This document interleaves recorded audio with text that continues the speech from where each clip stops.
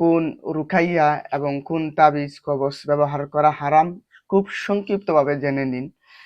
যে রুকাইয়ার মাঝে শয়তানি শক্তিকে আহ্বান করা হয়, শয়তানি শক্তিকে কাজে লাগানো হয়, যে রুকাইয়ার মাঝে বিভিন্ন ধরনের দেবদেবীর নাম নেওয়া হয়, যে রুকাইয়ার মাঝে আল্লাহ বিদ্বেষী, কোরআন বিদ্বেষী, রাসূল বিদ্বেষী কথাবার্তা উচ্চারণ করা হয়, যে রুকাইয়ার মধ্যে শিরকি শব্দ থাকে, বেদাতি শব্দ থাকে, ওই সমস্ত রুকাইয়া হারাম।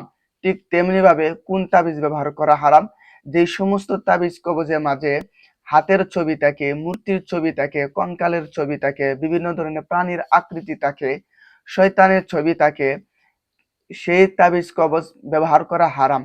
আর যদি কোন তাবিজ এবং কবজে আল্লাহ তাআলার নাম লেখা থাকে, নবী করিম সাল্লাল্লাহু আলাইহি সাল্লামের দুআ, হাদিস, কোরআনে আয়াত লেখা থাকে, এটা সম্পূর্ণ ব্যবহার করা জায়েজ এবং বৈধ।